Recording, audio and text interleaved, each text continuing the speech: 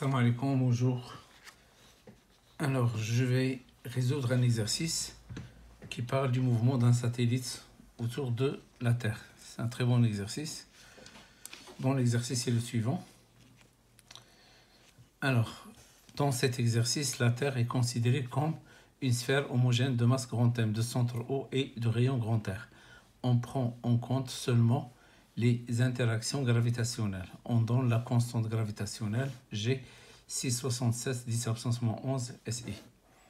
On considère un satellite S de masse petit m qui tourne autour de la Terre avec une vitesse V et qui se trouve à la hauteur H1 par rapport à la surface de la Terre. On note petit r est égal à grand R plus H1, le rayon de sa trajectoire.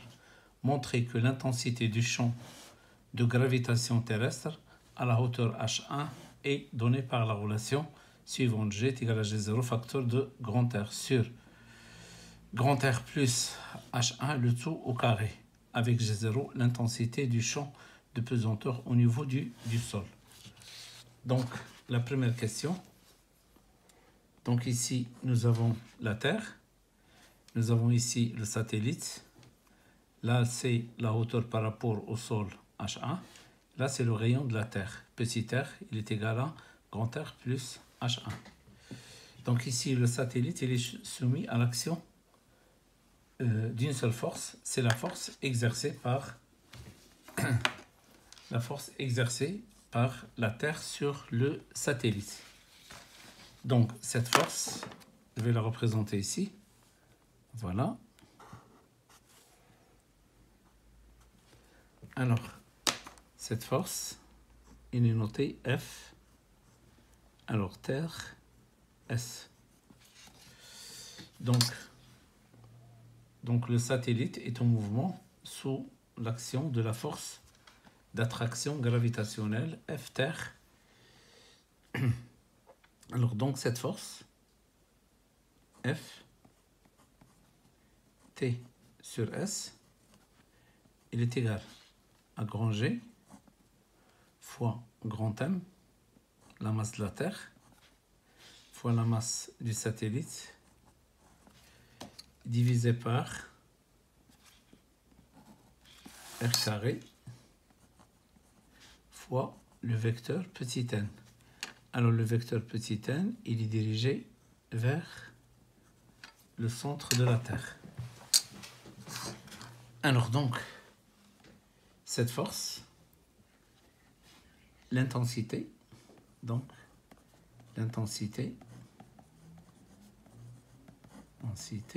est F T S est égal G grand M petit m divisé par R carré.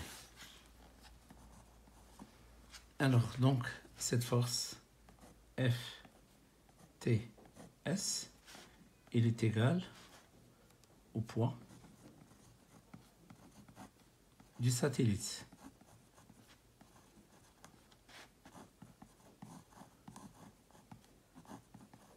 Donc F T S est égal à P est égal à M du satellite fois G. Je remplace donc grand G grand M petit m sur R carré est égal à M fois G. On simplifie le M, on obtient G est égal grand G grand M sur petit r carré. Alors on sait que petit r est égal grand R plus H. Donc on peut la remplacer. G est égal grand G grand M sur grand R plus H1, le tout au carré. Alors maintenant, au niveau du sol,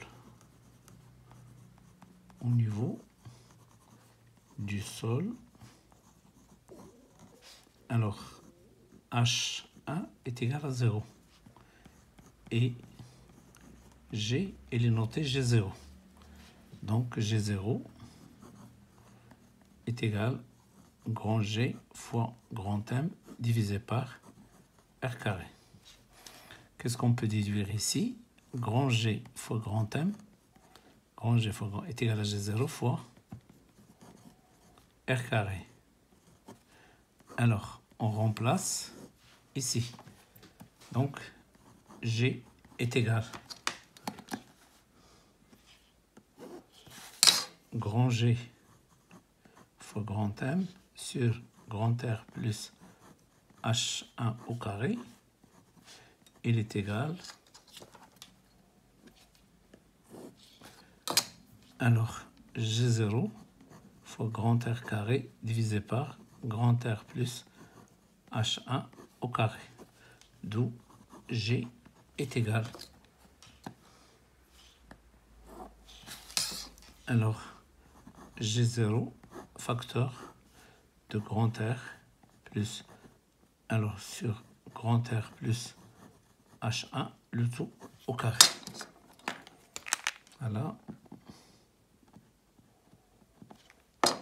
l'expression qui est demandée.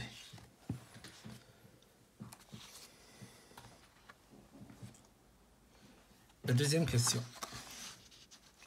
La deuxième question, c'est montrer que le mouvement de S dans le référentiel géocentrique est circulaire uniforme. Donc là, la deuxième question. Alors, deuxième loi. Deuxième loi de Newton sur le satellite.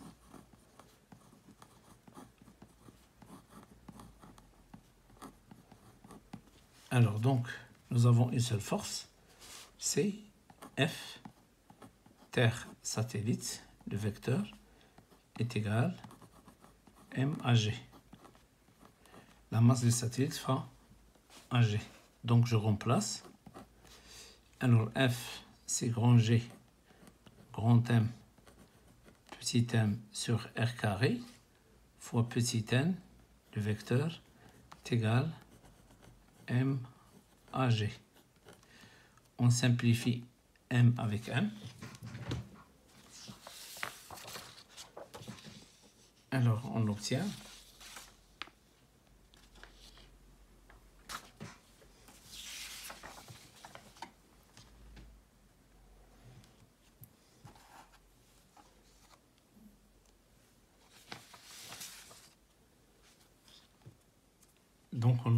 AG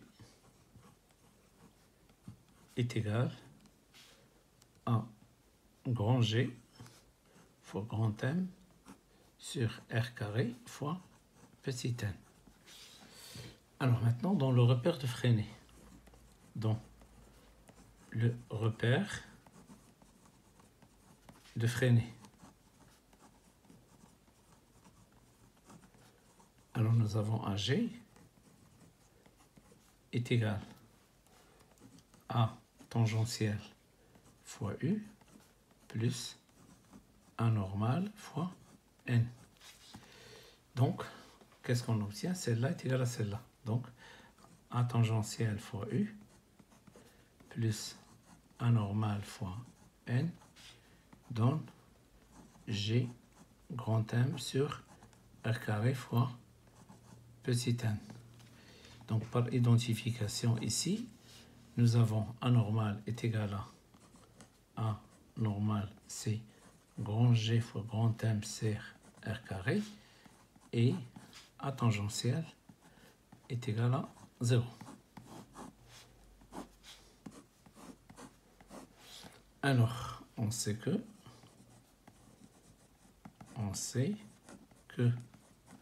A tangentiel est égal à dv sur dt, et A normal est égal à v carré sur r. Donc, A tangentiel dv sur dt est égal à 0, automatiquement v égale constante. Constante. Donc, le mouvement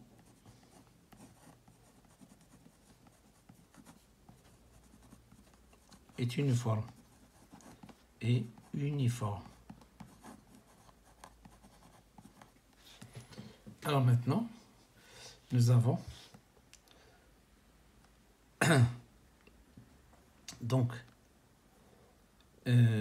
A tangentiel est égal à 0 et A normal est égal à G grand M sur R carré.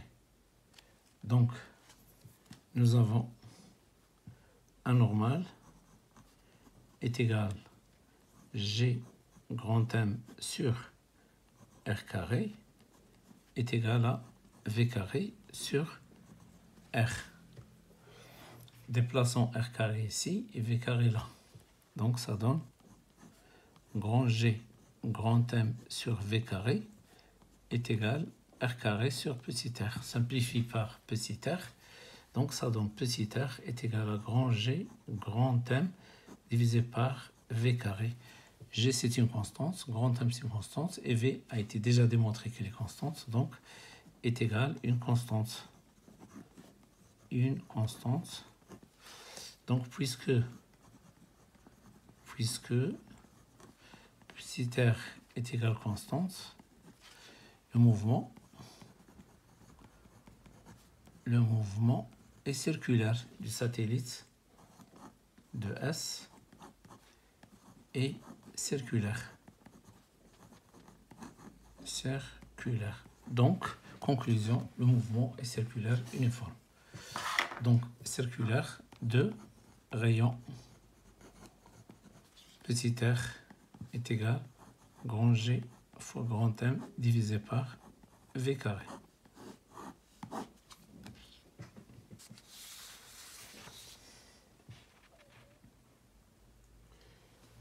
Alors, troisièmement, la troisième question, déduire l'expression de la vitesse V du satellite en fonction de G0 grand R et H1.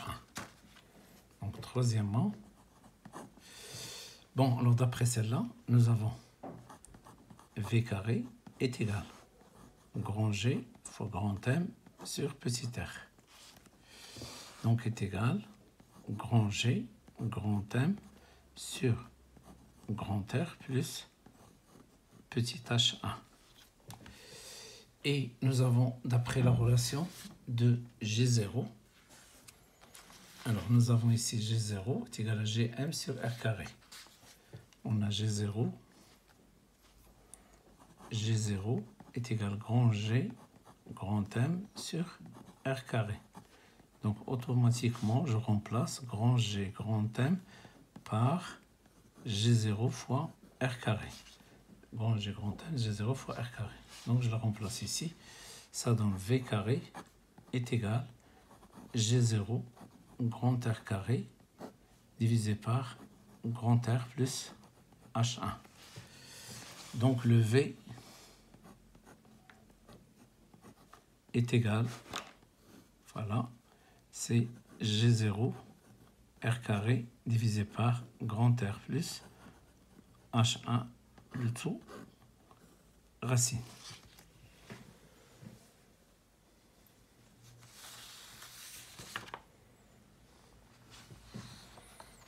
Bon, la quatrième question, établir la troisième loi de Kepler. Quatrièmement, on va établir la troisième loi de Kepler. Alors donc, on a déjà démontré que R est égal à, donc ça c'est quatrièmement, est égal à grand G fois grand M divisé par V carré. Donc automatiquement, V carré est égal à grand G grand M divisé par petit r. Alors, le mouvement circulaire uniforme. uniforme et périodique.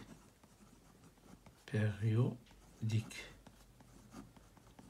Alors, de période.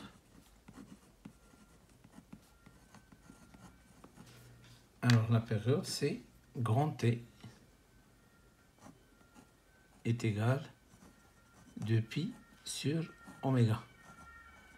Oméga, c'est la vitesse angulaire. On sait que la vitesse linéaire, V, est égale à R fois oméga. Donc, je peux remplacer donc oméga par V sur R.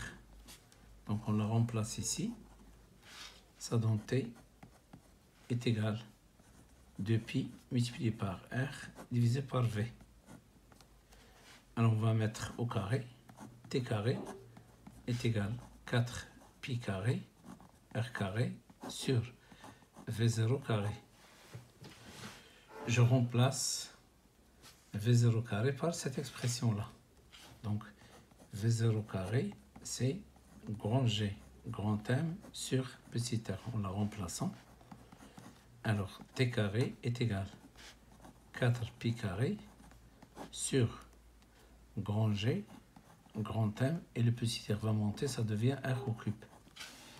Je déplace R au cube ici, je divise T carré par R au cube, donc ça donne T carré divisé par R au cube est égal à 4pi carré divisé par grand G, grand M. Alors celle-là, c'est une constante et s'appelle la troisième loi de Kepler. Troisième loi de Kepler.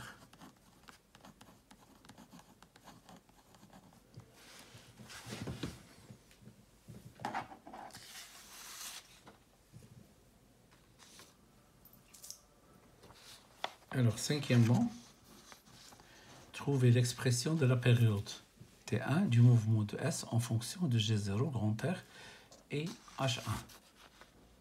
Donc, cinquièmement. Alors, nous avons, d'après la troisième loi de Kepler, T carré est égal.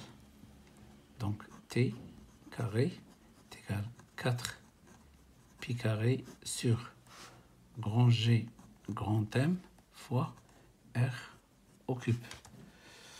Je remplace petit r, donc on va la noter par T1, petit r par grand R plus H1.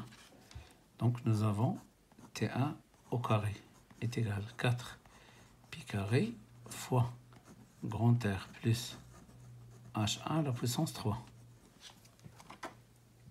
divisé par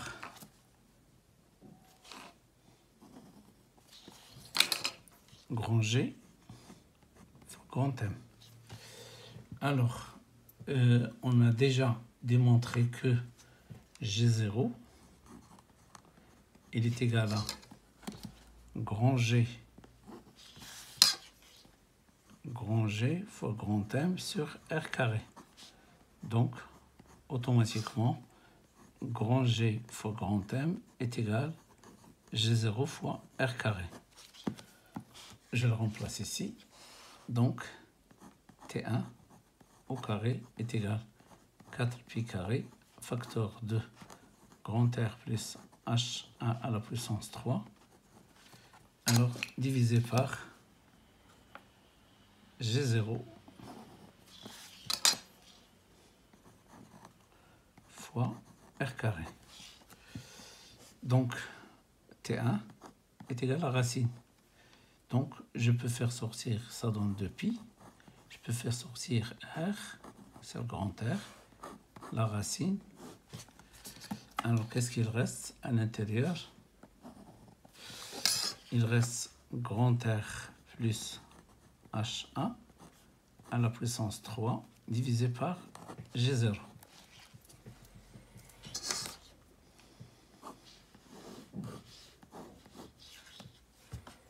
Donc ici, alors ils nous ont demandé aussi grand 3, calculer la période T, sachant que, sixièmement, les données, alors nous ont donné le R, voilà les données, G0 et H1.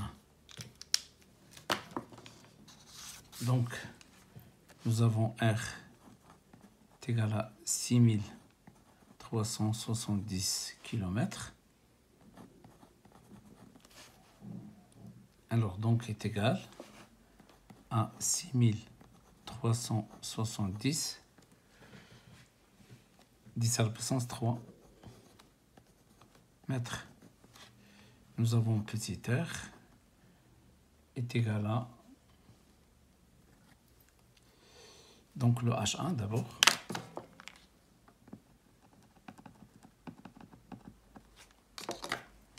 Alors, le H1, c'est 3600 km. C'est 3610 à la puissance 3 mètres. G0, il est égal à 9,8 mètres par seconde carré. Je calcule grand R plus H1.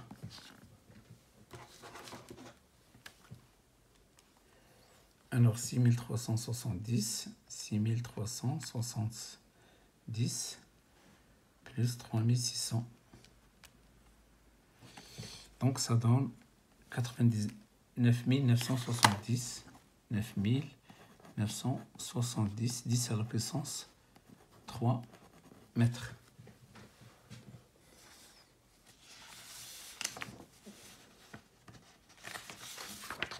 Alors on remplace. Donc T 1 est égal.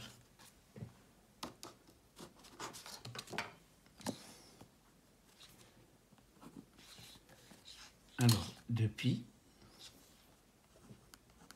sur R 6370, 10 à la puissance 3. Racine.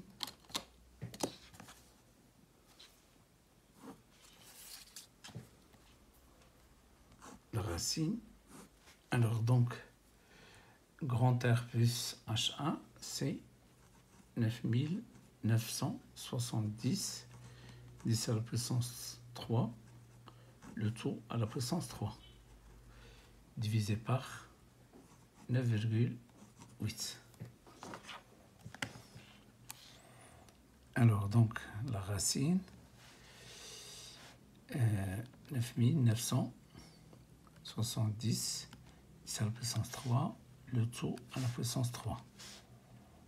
Alors en bas, 9,8 égale, donc multiplié par 2, multiplié par pi, divisé par 6370 10 à la puissance 3. Alors ENG, 9,919. Donc T1 est égal 9,919 10 à la puissance 3 secondes.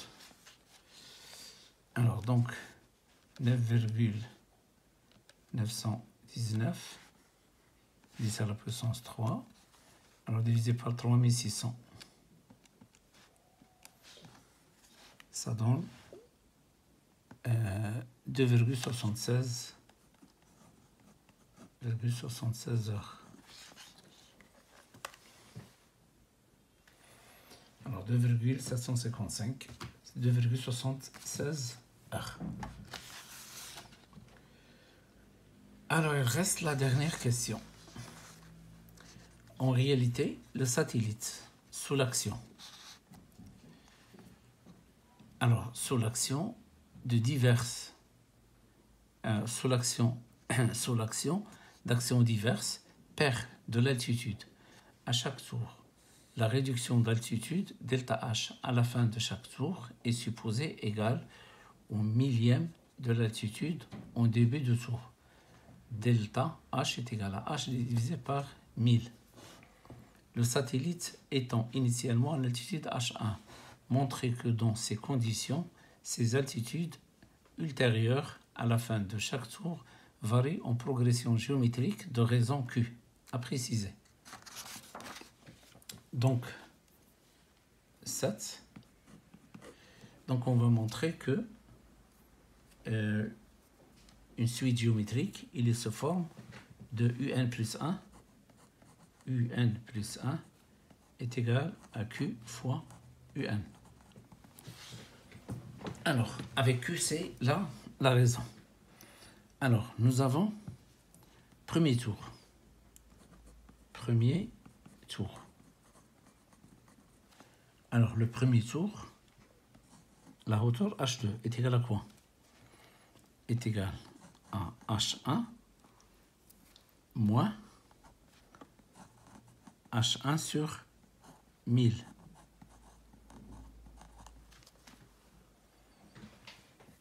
Donc, H2 est égal à H1 facteur de 1 moins 1 sur 1000. Deuxième tour.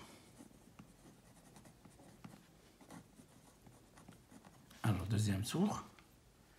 Donc, H3 est égal à H2 moins H2 divisé par 1000. Donc, il est égal à H2 facteur de 1 moins 1 sur 1000. On remplace H2 par H1 facteur. Donc, on obtient H3 est égal à H1 facteur de 1 moins 1 sur. Donc, on obtient ici H3. Donc, 1 moins 1 sur 1000 à la puissance 2. Alors, dans le cas général, énième tour. Énième tour. Alors, on a le énième tour. On a H, N plus 1 est égal à H1. Donc, deuxième tour, nous avons carré. Troisième tour, nous avons ici 3. Et là, nous aurons 4. Donc, Hn plus 1 est égal à H1 facteur de 1 plus 1 sur 1000 à la puissance n.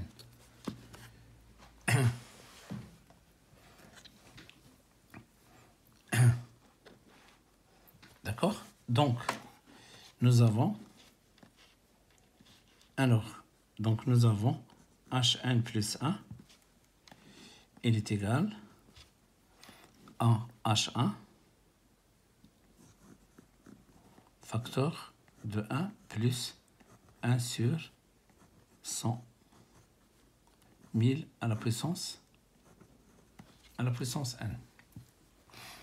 Donc Hn, on peut écrire ici, Hn est égal à quoi? Donc Hn est égal à H1 facteur de 1 plus 1 sur 1000 10 à la puissance n moins 1. Si on divise Hn plus 1 sur Hn, qu'est-ce qu'on obtient? On obtient 1 plus 1 sur 1000 qui est égal à Q. Donc, Hn plus 1 est égal à Q fois Hn. C'est une suite géométrique avec Q est égal à 1 plus 1 sur 10 ou bien 1 plus 10 à la puissance moins 3.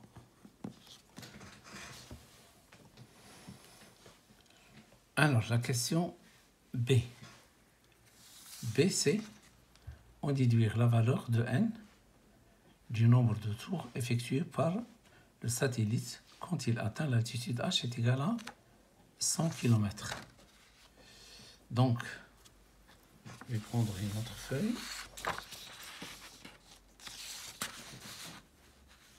Alors ici, on a déjà démontré celle-là. Voilà. Donc, je vais l'écrire.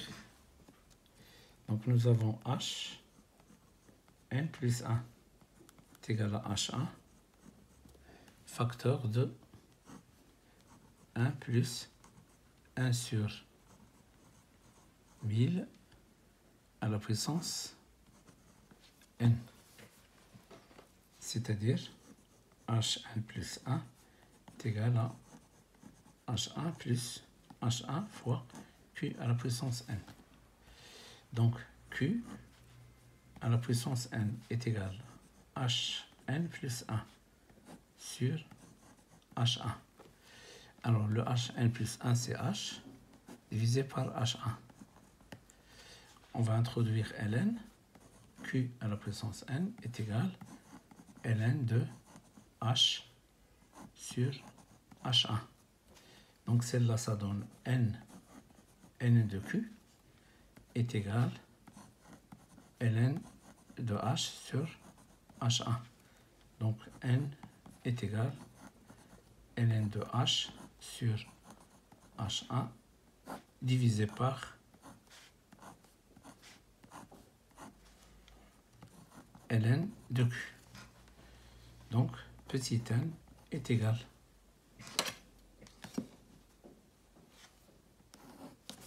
alors en bas c'est ln de 1 moins 10 à la puissance moins 3. En haut c'est ln de c'est 100 divisé par 3600. C'est moins 36.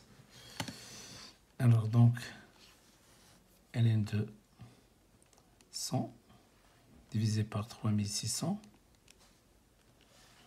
est égal divisé par ln de 1 moins 10 à la puissance moins 3 est égal donc ln de 100 divisé par 3600 égale donc divisé par alors ln de 1 moins 1 10 à la puissance moins 3 parenthèse égale est égal à 3581,73. Alors ça c'est le nombre de tours, donc c'est la fin de cet exercice. À la prochaine, Inch'Allah.